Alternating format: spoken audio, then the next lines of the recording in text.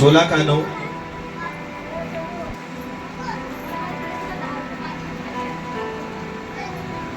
मनुष्य मन में अपने मार्ग पर विचार करता है, परंतु यहोवा ही उसके पैरों को स्थिर करता है। मनुष्य मन में अपने मार्ग पर विचार करता है, परंतु यहोवा ही उसके पैरों को स्थिर करता है। Hallelujah, hallelujah. मनुष्य मन में बहुत सी कल्पना करता है, विचार करता है कि मैं क्या करूंगा, कैसा व्यक्ति बनूंगा, कैसी उन्नति करूंगा, कैसी सफलता होगा, लेकिन परमेश्वर ही उसके पैरों को संभाले रखता है। हालेलुया। मैं संसार की बात नहीं कर रहा हूं। संसार का परमेश्वर का वचन कहता है सारा संसार दुष्ट के वश में पड़ा है, लेकिन परमेश्वर ने हमको अपनी महिमा के लिए छुड़ाया है शैतान के राज्य से। लेकिन वो अपने राज्य में ले जाने के लिए फिर कोशिश करता, फिर जोर लगाता, फिर ताकत लगाता कि हम उसके अनजाने बनकर फिर से पुरानी जिंदगी में चले जाएं। हालेलुया। इसलिए प्रभु से दूर होकर मनुष्य विचार करता है कि मैं तो प्रार्थना नहीं कर रहा हूं फिर भी सफलता है, मैं तो मीटिंग में नहीं भी जा रहा हूं फिर भी आनंदित है, मैं तो प्रभु से दूर भी हो रहा हूं फिर भी मुझे संसार में जीने के लिए मजा आ रही है। लेकिन उसका अंत, उसका जो परमेश्वर ने बुलाया, उस बुलाहट में वो ना चलने की वजह से उसका उद्धार को शैतान चुरा लेता है, क्योंकि उसे पुरानी जिंदगी में लेके जाता है। वचन कहता है जो पिता की इच्छा पूरी करता है वही परमेश्वर के राज्य में प्रवेश करेगा।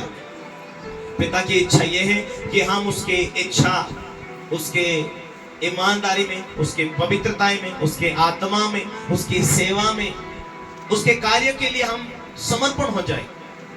विश्वासी का फर्ज होता है, पास्टर का फर्ज होता है, वॉलंटियर का फर्ज होता है, अगुवे का फर्ज, अपनी अपनी ड्यूटी, अपने अपने कार्य है। हालेलुया। परमेश्वर कुछ एक ऊंचाई देता, उसके साथ साथ जिम्मेदारी जोड़ता है, वो खाली ऊंचाई नहीं देता। आप पुलपिट पर आकर आराधना करते, इसका मतलब कि आपकी जिम्मेदारी बढ़ गई। एक पास्टर के साथ में खड़े होते, आपकी जिम्मेदारी बढ़ चुकी। आप एक जूने विश्वासी चुके 2-4 साल के, आपकी जिम्मेदारी बढ़ चुकी। आपकी एक आत्मिक नेत्र, आप आत्मिक आंखें खुल जाती कि आप तो मैं परमेश्वर की सेवा से जुड़ा हूं, परमेश्वर ने मुझे चंगाई दिया। एक बच्चा पैदा होता है ना समझ है तब तो वो बाप का खाना फ्री खाता है। जब वो हो जाता है, समझदार हो जाता है, बच्चों को मालूम हो जाता मेरा बाप खेत में पानी दे रहा, मुझे फर्ज है कि मैं पानी दूं। बाप जो काम करता उस काम को देखता, उस काम में वो ध्यान लगाता, मन लगाता, मैं मेरे पिता को हेल्प करूं। तुम एक स्वर्गीय पिता की संतान हो, तुम्हारा फर्ज होता है कि मुझे आज कौन सी सेवकाई के लिए कार्य दिया जाता है।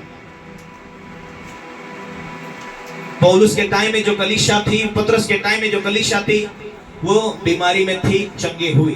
दुष्ट आत्मा से ग्रसित थी, चंगे हुई।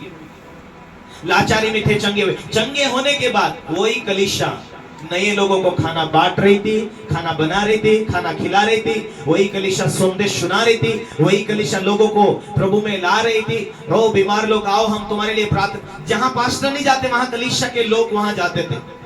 प्रतिदिन एक मन थे, प्रतिदिन वो संगति में, प्रतिदिन वो परमेश्वर की उपस्थिति में चलते थे।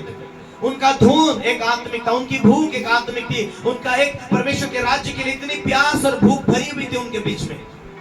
जब एक मन थे, एक ही मन होकर आराधना करते थे, तो परमेश्वर का आत्मा उनमें उतरता था।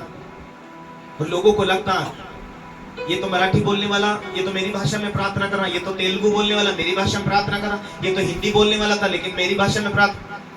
तेलुगु वालों को समझ आ रहा कि ये तो तेलुगु भाषा में प्रार्थना कर, गुजराती वालों को समझ आ रहा कि ये गुजरात। मतलब पवित्र आत्मा जब उतरा उनके बीच में, जब एकताई थी, मेहनती थे, परमेश्वर के राज्य के लिए धूम था, तो परमेश्वर अपनी आत्मा को जैसे उंडाला, वो सारे लोग अन्य भाषाओं से भरते गए। आत्मिक उन्नति होती गई उनके बीच में। पवित्र आत्मा की भारी गहरी उपस्थिति उनके बीच में थी।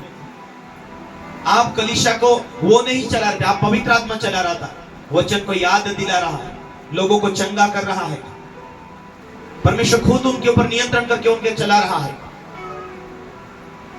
आज्ञाओं को पालन करते, मन लगाते, धुन जब परमेश्वर हमें चलाने की शुरुआत करेगा मेरे प्यारे भाई और बहनों, रोने के टाइम नहीं होंगे, संदेश देने के समय होंगे। आप लोगों के बीच में ये गवाही देंगे, अपने मोहल्लों में, अपने जात कुटुंब में, अपने परिवार में, अपने रिश्तों में, हम इस बीमारी में थे, हम लाचारी में थे, हम गरीबी में थे, लेकिन प्रभु ने हमें रास्ते खोले, प्रभु ने हमें एक दर्शन दिया, हम बीज बोए और प्रभु के अनुग्रह से हम घर बांध पाए, या गाड़ी ले पाए, या हमारे लिए परमेश्वर ने मार्ग को खोला, हम ये लोन ले पाए, या हम ये कार्य कर पाए, और हमारे लिए परमेश्वर ने रास्ते खोला।